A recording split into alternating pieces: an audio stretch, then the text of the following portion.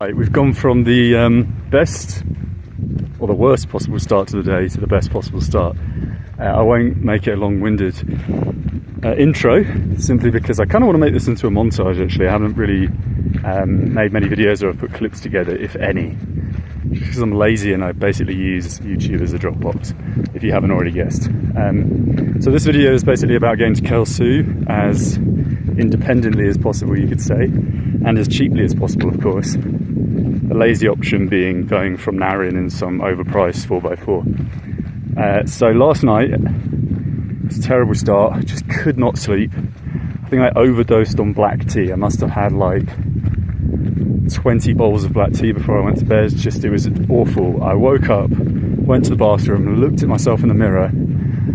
My face was completely mangled. It just looked, you know, when you're so overtired, you get these just giant bags under your eyes. It was crazy. Had to check out at 11. I was told my permit would be en route with a courier from Bishkek, and I've had so many problems with getting that permit. People are just, it just seems they're just completely incapable of using like WhatsApp and getting back to you in an appropriate time. So I was already a little bit delayed. Woke up feeling like shit. Was supposed to get up at 7. I was dead in the water. Got up at like 10:30, 30 minutes before checkout. Showered, ate food, left to the address that they gave me, which I was super suspicious about because it was in a really bizarre location.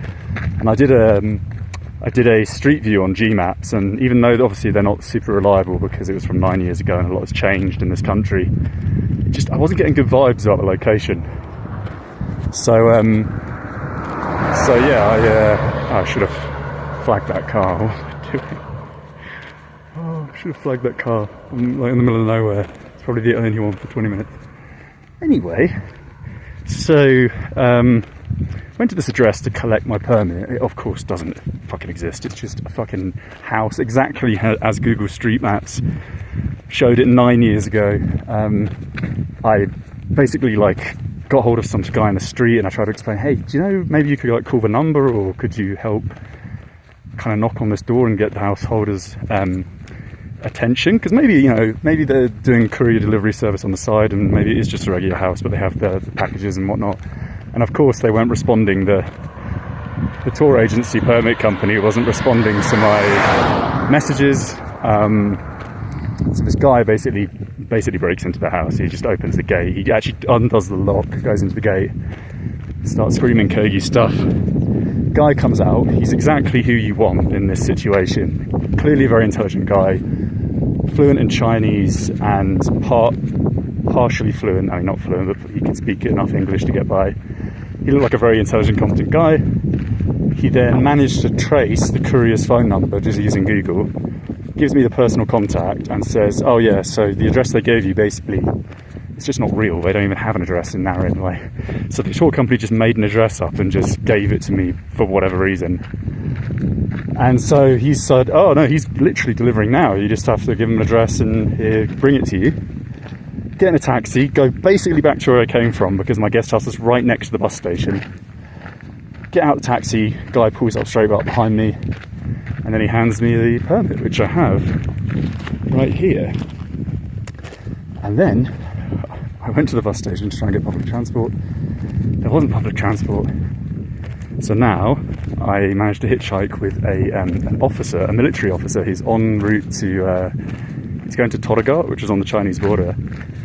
And literally the first car I stopped just as I've reached this little bus stand, 5 minutes walk from a station on the road north to China. This guy stops. I ask him how much. He doesn't want anything, which is very which is not particularly conventional in Kyrgyzstan.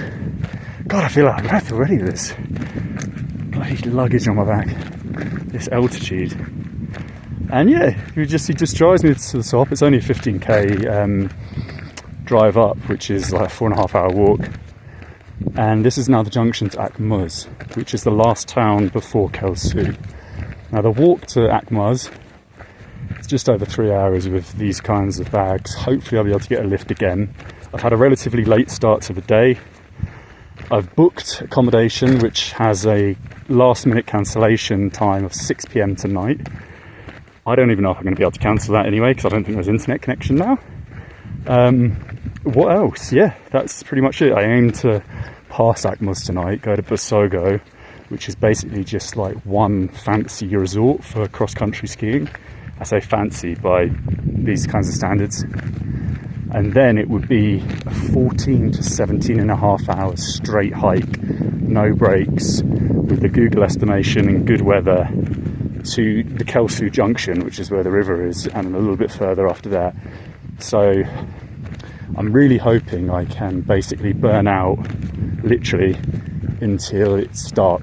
And there are wolves around here, but apparently they're not really on the plains so much anymore, but in the mountains, because the scape around here is so vast. They don't really need to congregate near the road, which I question, because the livestock's near the road. So if you were a wolf, why would you not come and have a gander at all those juicy burgers?